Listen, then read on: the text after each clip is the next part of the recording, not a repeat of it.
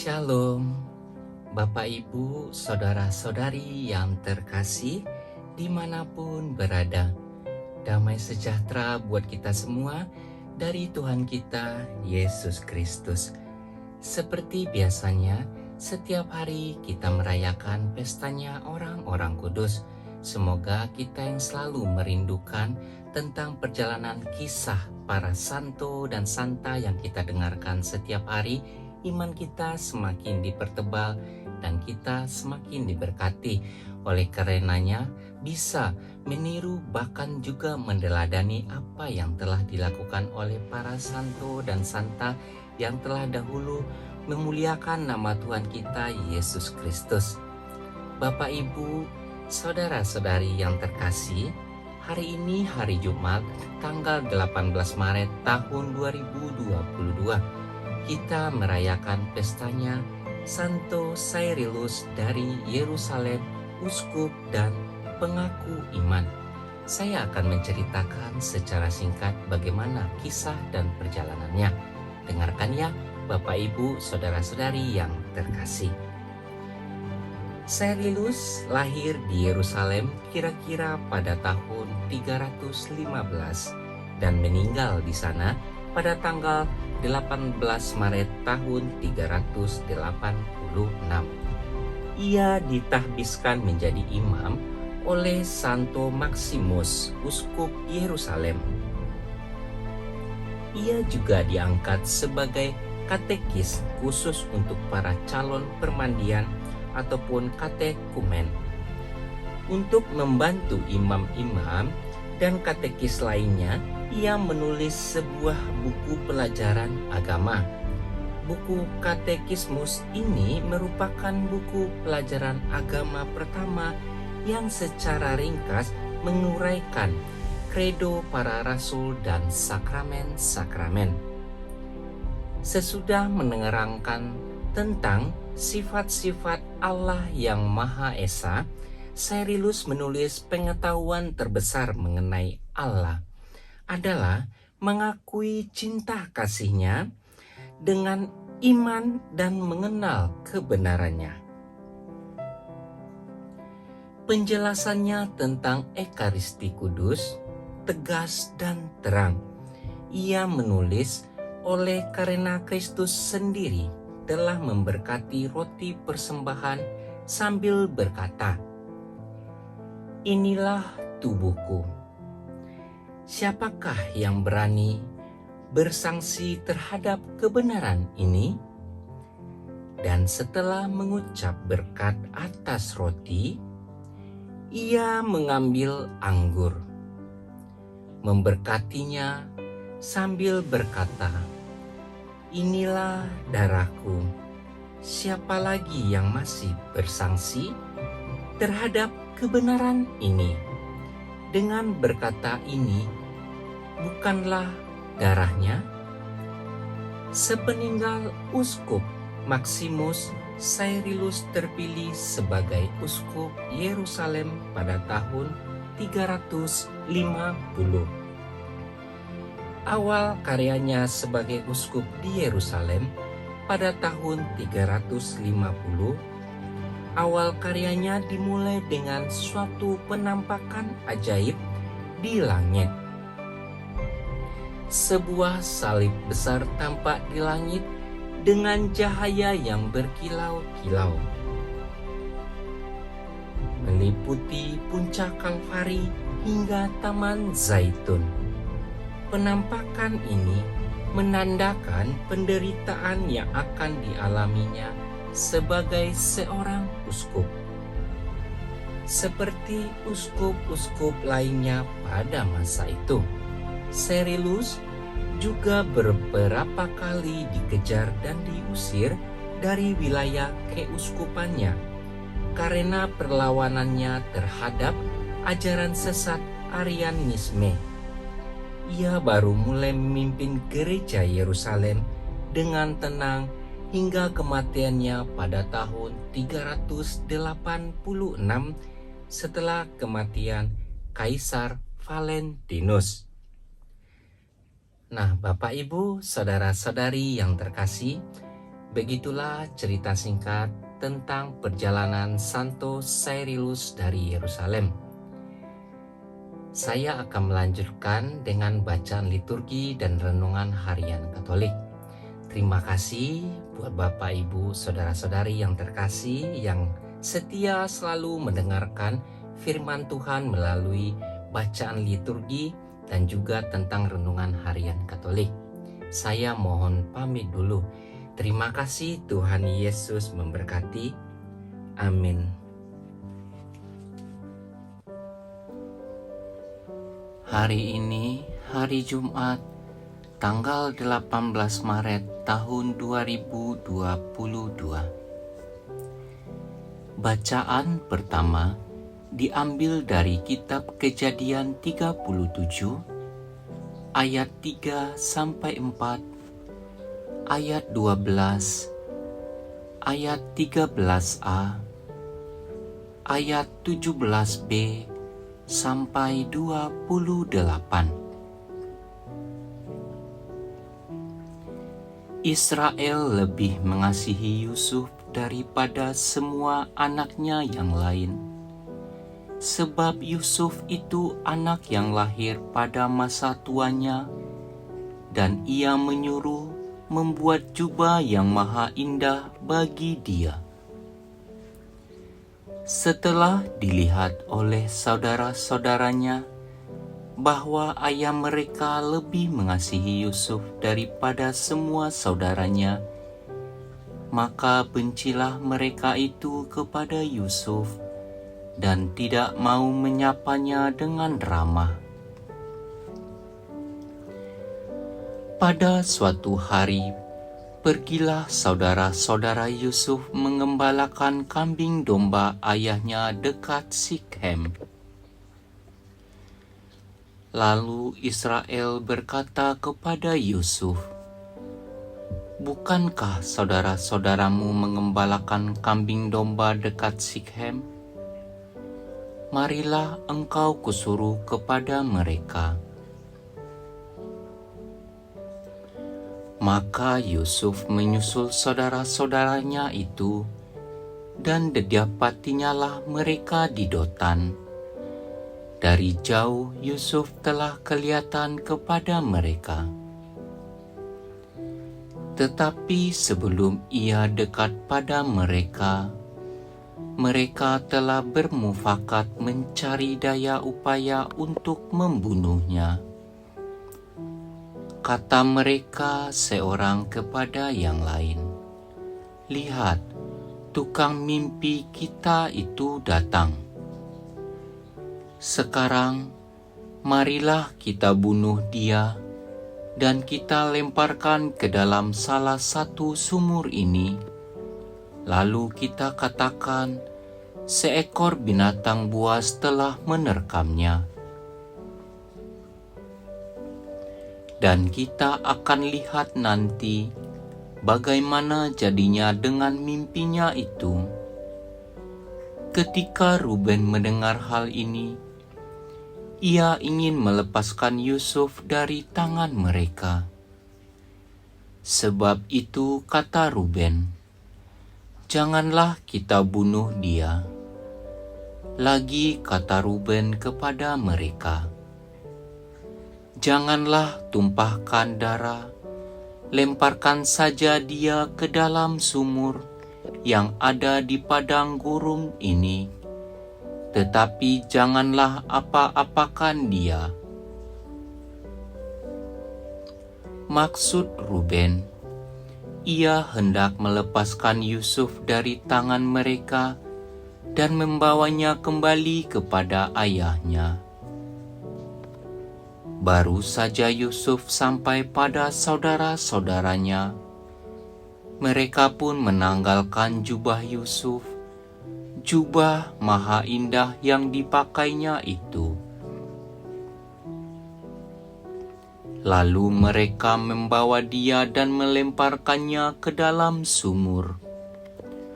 Sumur itu kosong, tidak berair. Kemudian duduklah mereka untuk makan. Ketika mereka mengangkat muka, kelihatanlah kepada mereka suatu kafilah orang Ismail yang datang dari Gilead dengan untanya yang membawa damar, balsam, dan damar ladam. Mereka sedang dalam perjalanan mengangkut barang-barang itu ke Mesir. Lalu kata Yehuda kepada saudara-saudaranya itu, "Apakah untungnya kita membunuh adik kita itu dan menyembunyikan darahnya? Marilah kita jual dia kepada orang Ismail ini, tetapi janganlah kita apa-apakan dia, karena ia saudara kita, darah daging kita." Dan saudara-saudaranya pun mendengarkan perkataan itu. Ketika saudagar-saudagar Midian itu lewat, Yusuf diangkat ke atas dari dalam sumur itu, kemudian dijual kepada orang Ismail itu dengan harga 20 shikal perak.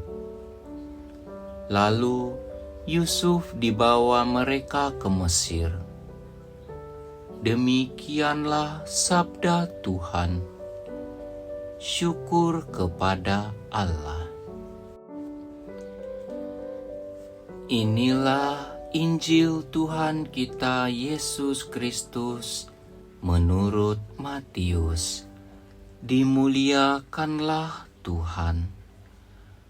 Bacaan Injil diambil dari kitab Matius 21 ayat 33 sampai 43 dan ayat 45 sampai 46.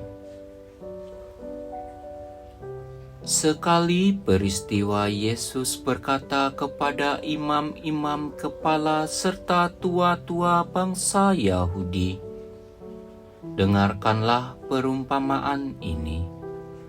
Seorang tuan tanah membuka kebun anggur dan menanam pagar sekelilingnya.